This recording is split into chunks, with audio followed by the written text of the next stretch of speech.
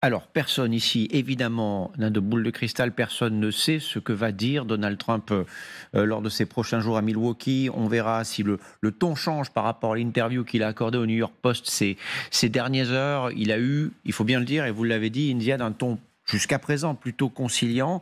Quel impact, Frédéric Ancel, quel impact cette tentative d'assassinat va-t-elle avoir sur la suite de la campagne ? Alors, dans les prochains jours et les prochaines semaines, il n'est pas besoin de grand clair pour imaginer un engouement. Alors, pour des raisons notamment patriotiques, effectivement, pas seulement partisanes, hein, en faveur de Donald Trump, du candidat Trump. Je suis à peu près convaincu que un mouvement de sympathie au sens étymologique du terme, hein, donc avec un partage de la souffrance, hein, c'est au sens étymologique très fort du terme. C'est ça la sympathie d'une partie de l'opinion. Maintenant, je serais très nuancé, ou en tout cas très prudent, sur des propos que j'entends depuis hier assez définitifs, hein, notamment d'ailleurs vous en avez rappelé un, la campagne est pliée. Rien n'est jamais plié en démocratie. D'ailleurs, c'est quand même l'une des beautés de la démocratie. C'est vrai lorsqu'on entend des sondages, et parfois des dizaines de sondages consécutifs qui finalement se plantent le jour J de l'élection. C'est vrai pour ce genre de coup de force ou de drame qui, on l'a vu dans l'histoire à plusieurs reprises, n'ont pas mécaniquement enclenché ce qu'on pouvait attendre, c'est-à-dire la victoire de celui qui avait été objectivement une victime. Donc je vous dirais que, bien sûr, parce qu'il est plus frais, c'est le moins qu'on puisse dire, ces derniers mois, mais également parce que, objectivement, il est plus menacé. Aujourd'hui, Trump, effectivement, en tout cas depuis hier, a pris un ascendant et un avantage plus important encore que ces dernières semaines. Je serai encore une fois très prudent. Plusieurs mois doivent s'écouler jusqu'au 5 novembre. Beaucoup de choses peuvent être dites, beaucoup de choses peuvent se passer, et encore une fois, rien n'est mécaniquement joué en dépit du drame qui vient de survenir. Le 5 novembre, c'est le jour de l'élection. Gallagher Fenwick, cette tentative d'assassinat, elle va galvaniser la base trumpiste, ça c'est une quasi-certitude. Quid pour les électeurs démocrates et pour les indépendants? Que sait-on?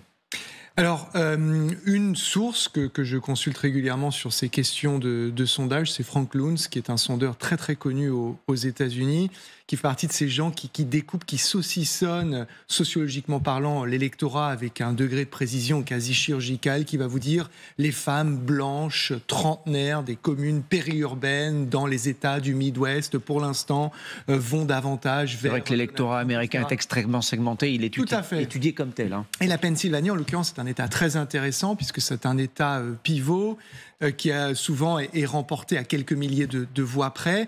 Et donc, lui, dit que, pour le coup, la Pennsylvanie, suite à cet événement, pourrait, il emploie le conditionnel, aller vers Donald Trump. Maintenant, sur la répartition démocrate-républicain, ce qu'il dit, c'est que l'électorat Donald Trump, et c'est le terme que vous avez utilisé, est déjà galvanisé. Il est mobilisé, ça va le surmobiliser. Donc, vous avez une quasi-garantie que tous les Trumpistes vont voter. En sachant que dans les sondages récents, pardon de vous interrompre, mais 95%, je crois, de ceux qui ont voté Trump lors de la dernière présidentielle se disent prêts à revoter Trump pour cette présidentielle. Je crois que le chiffre exact est 97%. Ça, c'est ce qu'on appelle le taux de verrouillage, et dont on dit souvent que du côté trumpiste, il est extrêmement impressionnant.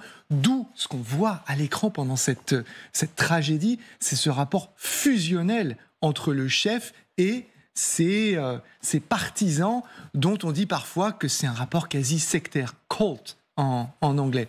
Donc là, de ce côté-là, vous avez quelque chose qui va assurément profiter au camp trumpiste. Du côté démocrate, on est dans une phase de démoralisation. Je ne pense pas, et là je cite Frank Luntz, que cette tragédie va faire en sorte que des démocrates vont se dire vu qu'il a fait l'objet d'une tentative d'assassinat, je vais voter pour lui. En revanche, et vous avez raison de pointer cette troisième partie, et c'est souvent elle, à outre le canapé, c'est la métaphore utilisée pour parler de l'abstention, donc les indécis, les indépendants, qui vont faire l'élection. Est-ce que suite à cette tragédie et sur les 4 mois prochains, ils vont avoir l'intime conviction que désormais leur choix est fait et qu'ils vont pencher à la faveur de Donald Trump? Rien n'est moins sûr, nous dit Frank Luntz. Donc, de manière presque contre-intuitive, et pour aller dans le sens de ce que disait Frédéric Ancel à l'instant, en réalité, il ne faut pas dire que l'élection elle est pliée. Mais c'est assez facile de le démontrer. Il y a 48-72 heures, de quoi parlait-on? de l'éventuel retrait de Joe Biden. On dissertait sur ses capacités cognitives, son âge, les divisions au sein du Parti démocrate. Maintenant, il y a une tentative d'assassinat contre le présumé candidat républicain. Il n'a pas encore été investi. Ce sera l'objet de la convention dans le Milwaukee.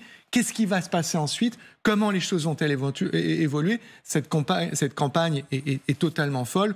Donc, bien malin celui qui aujourd'hui peut prédire avec certitude et de manière définitive ce qui va se passer le 5 novembre. Avant de vous entendre, Xavier, j'aimerais qu'on fasse un petit détour pour retrouver Frédéric Ancel. Pour tirer ce fil-là, qui est important, on a parlé évidemment du côté républicain et des effets, des conséquences que pourrait avoir cette tentative d'assassinat sur l'électorat, sur la stratégie à droite aux États-Unis. Frédéric Ancel, à gauche, que va-t-il se passer? Que peut-il se passer? Comment, quand on est démocrate, quand on est soutien ou pas d'ailleurs de Joe Biden ces derniers jours, ces dernières semaines, on gère une telle situation? Ouais, c'est extraordinairement compliqué. J'ai déjà entendu plusieurs de mes collègues universitaires jouer sur deux axes, enfin jouer au sens positif ou neutre du terme, sur deux axes. Le premier, Monsieur Trump, nous sommes très solidaires de vous, mais nous vous rappelons que la violence politique, au moins sur le plan sémantique et rhétorique, au moins, et ces toutes dernières années, vous en avez été quand même l'un des parangons. Donc, vous voyez, maintenant, ça se retourne contre vous. Donc, l'apaisement est nécessaire. Nous sommes solidaires, mais soyez beaucoup plus, en quelque sorte, pragmatique et modéré que vous l'avez vous-même été ces dernières années. Alors ça, c'est l'un des axes qui commence à apparaître. Et puis, le deuxième, qui est beaucoup plus prosaïque, les démocrates ont un intérêt absolu à jouer sur cette fibre extraordinairement importante, et on peut le comprendre pour l'électorat américain, c'est-à-dire certainement pas la politique étrangère, mais l'économie. L'économie. Avec un E majuscule, c'est-à-dire, lorsque je parle d'économie, c'est pas seulement la macroéconomie et des chiffres dont à peu près tout le monde se fiche concrètement, mais le prix de l'essence à la pompe, le pouvoir d'achat à la fin du mois, etc., le chômage, l'inflation, Le ressenti. etc. Absolument. Alors, le ressenti, oui, vous avez raison, le ressenti, mais sur sa note de frais à la fin du mois, le ressenti devient en général extraordinairement concret pour les foyers américains et pour n'importe quel foyer d'ailleurs. Or, l'économie, globalement, se porte plutôt bien. Et les démocrates ont un intérêt absolu à tenter non pas de limiter le drame qui vient de se produire, mais de dire, écoutez, l'élection ne se joue pas là-dessus. C'est-à-dire que ce n'est pas parce que M. Trump a été malheureusement victime d'un fanatique et d'un assassin en puissance que nous allons nécessairement, que nous devons moralement lui confier les clés. Regardez à quel point notre candidat, jusqu'à présent, a tenu correctement les finances et l'économie du pays. Sauf que, pardon de préciser cela, Frédéric Ancel, il y a l'économie réelle. Sous le mandat de Joe Biden aux États-Unis, je crois que ce sont 15 millions d'emplois qui ont été créés. Lorsque l'on regarde ce qui s'est passé sous Donald Trump, il y a eu des destructions d'emplois. Alors, il faut évidemment être honnête, il y a eu le Covid aussi, qui est passé par là, 9 millions d'emplois détruits pendant cette période-là aux États-Unis.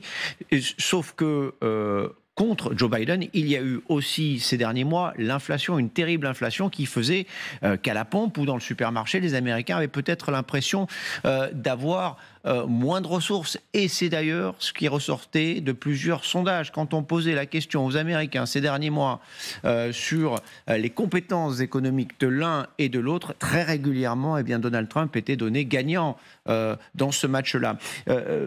Un petit mot, Xavier, comment fait-on aujourd'hui, quand on est démocrate, pardon du mot, pour se dépatouiller de ce qui vient d'arriver ?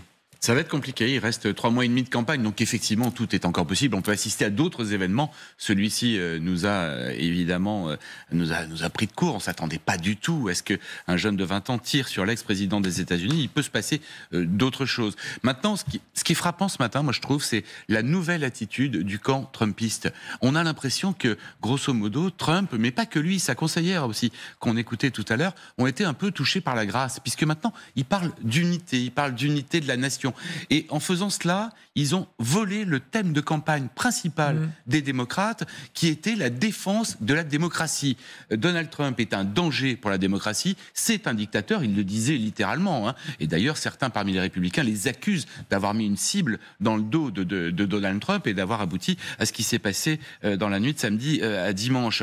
Et Trump, d'ailleurs, a déjà annoncé qu'il avait changé, qu'il avait totalement réécrit son discours de jeudi prochain, qui doit être le moment de son investiture comme candidat des Républicains à la convention de Milwaukee, pour faire un discours il voulait faire un discours en attaquant frontalement Joe Biden, en pointant du doigt toutes ses erreurs, toutes ses errances de vieillard de 81 ans. Il voulait être extrêmement agressif. Et maintenant, il déclare, et c'est pas banal évidemment, c'est à noter, à un journal ultra conservateur qu'il veut faire un discours autour de l'unité de la nation.